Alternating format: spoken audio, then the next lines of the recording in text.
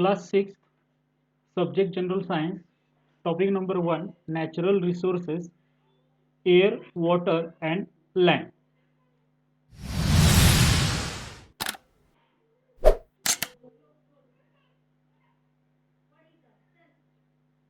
तर आपला हा जो युनिट नंबर 1 आहे, natural resources, air, water and land, तर या टॉपिकचा आपण आता अभ्यास सुरू करतोय.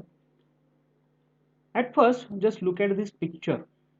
हे जे पिक्चर दिसतंय हे पहिल्यांदा ऑब्झर्व करा. सो यामध्ये तुम्हाला ॲटमॉस्फिअर, हायड्रोस्फिअर आणि लिथोस्फिअर हे शब्द सुरुवातीला लक्षात घ्यायचे आहेत.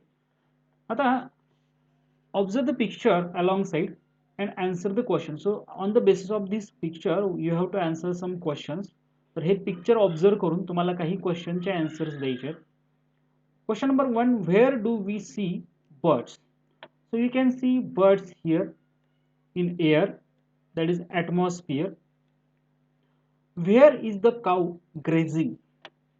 So you can see cow here, it is grazing म्हणजे चरत आहे.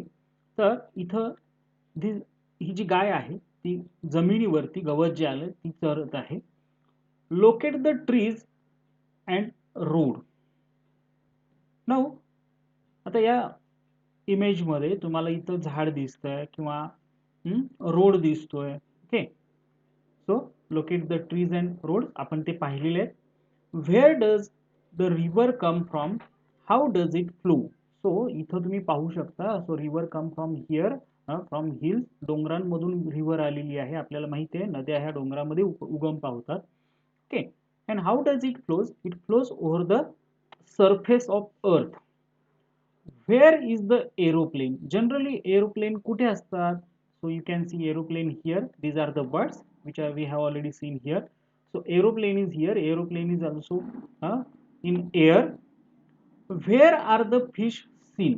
तुम्हाला इथं या चित्रामध्ये फिश म्हणजे मासे तुम्हाला पाण्यामध्ये पाहायला मिळतात. So fish are there in water.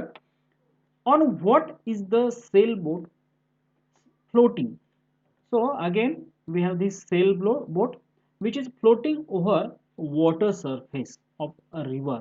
तर पाण्यावरती, नदीच्या पाण्यावरती ही बोट फ्लोट म्हणजे तरंगत आहे. सो इथं आपण काय पाहिलं की पर्टिक्युलर ऑर्गॅनिझम किंवा लिव्हिंग ऑर्गॅनिझम किंवा सजीव हे कोणत्या ना कोणत्या ठिकाणी आपल्याला दिसतात. ते जमीन, पाणी किंवा हवेमध्ये असताना दिसतात. बरोबर. ओके, आणि आपण त्याला नावं पण दिलेत. एअर जिथं आहे त्याला ॲटमॉस्फिअर म्हटलंय, जिथं पाणी आहे त्याला हायड्रोस्फिअर म्हटलंय, जिथं जमीन आहे त्याला लिथोस्फिअर म्हटलंय. सो हा जो युनिट आहे आपला natural resources, air, water and land. Natural resources म्हणजे काय? जे रिसोर्सेस, जी साधन संपत्ती आपल्याला निसर्गातून मिळते, नॅचरली मिळते. Which contain air. Air is one of the natural resource. Then water. Water is also natural resource. And land. Land म्हणजे जमीन. हा पण एक महत्वाचा नॅचरल रिसोर्स आहे. तर सुरुवात करूया या युनिटला. नॅचरल रिसोर्सेस, नैसर्गिक साधन संपत्ती. You can see that some things in picture are in water, some on land, some in the sky, that is in air. So आपण हे चित्र पुन्हा जर पाहिलं तर काही गोष्टी, some of the things on land, in air as well as in water. बऱ्याच गोष्टी, काही गोष्टी आपल्याला जमिनीवरती, काही पाण्यामध्ये तर काही हवेमध्ये म्हणजेच आकाशामध्ये म्हणजेच हवेमध्ये दिसतात. Okay, thus all things on earth are associated with air, water and land. तर इथं लक्षात घ्या, पृथ्वीवरती ज्या काही गोष्टी आहेत, all things on earth, okay, they are associated with air, water and land. They are associated with म्हणजे निगडीत असणे, संबंधित असणे, एअर, वॉटर किंवा लँड याच्याशी संबंधित आहेत, म्हणजे तिथं आढळून आपल्याला येत आहेत. Air, water and land are called, okay, air, water and land are called as earth's atmosphere, hydrosphere and lithosphere. आता ही जी नावं आल्यात ते आपण जरा व्यवस्थित बघू. सो एअर जी आहे, पृथ्वीवरती जी हवा आहे त्याला आपण ॲटमॉस्फिअर असं म्हणतो. काय म्हणतो आपण त्याला? ॲटमॉस्फिअर, वातावरण मराठीमध्ये म्हटलं जातं. Then water, water is called as hydrosphere. Hydra means water, so hydrosphere means जलावरण, पाणी जे आहे. ओके, आणि लिथोस्फिअर की ज्याला आपण मराठीमध्ये शिलावरण किंवा मृदावरण असं म्हणतो.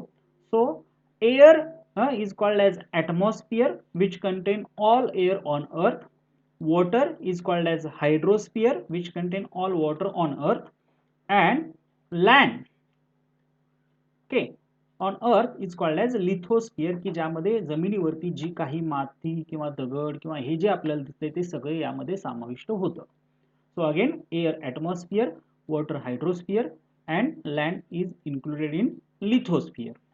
Moreover, different living things occupy these three spheres of the earth. आणि आता आपल्याला असं दिसून आलंय की वेगवेगळे जे सजीव आहेत, different living things they occupy, occupy म्हणजे जागा व्यापणे किंवा तिथे असणे.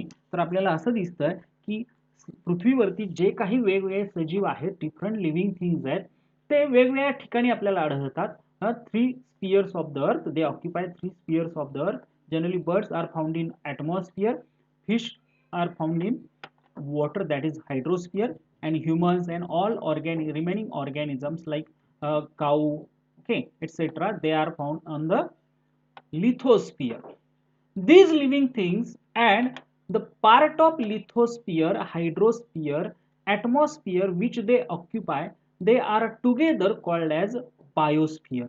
आणि लक्षात घ्या, आत्ताच आपण पाहिलं की there are three spheres on the earth. One is atmosphere, other is hydrosphere, and third one is lithosphere.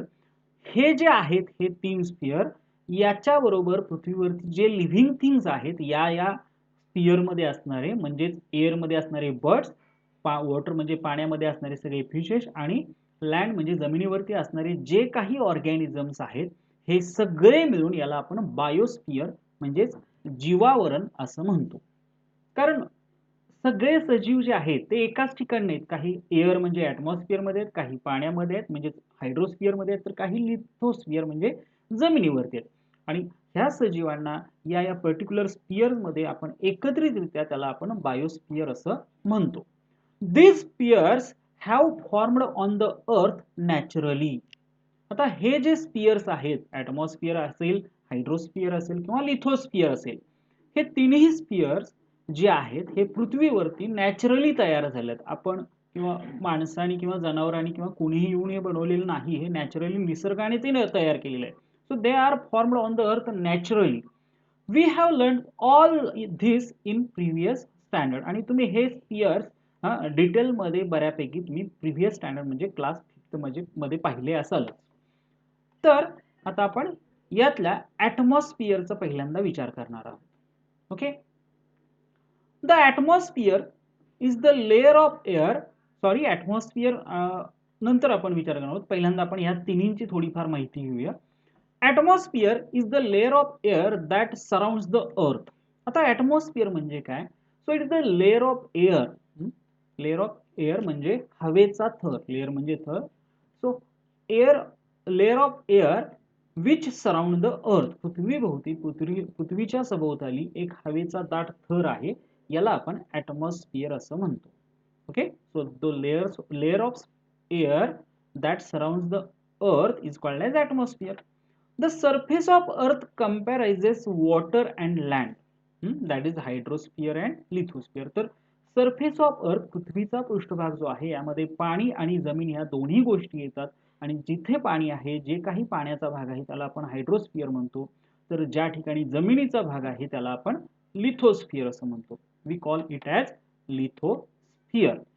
Okay, then of these the hydrosphere occupy much larger part of earth than the lithosphere. आता हायड्रोस्फिअर आणि लिथोस्फिअर हे पृथ्वीच्या पृष्ठभागावरती आहेत आपल्याला माहिती आहे.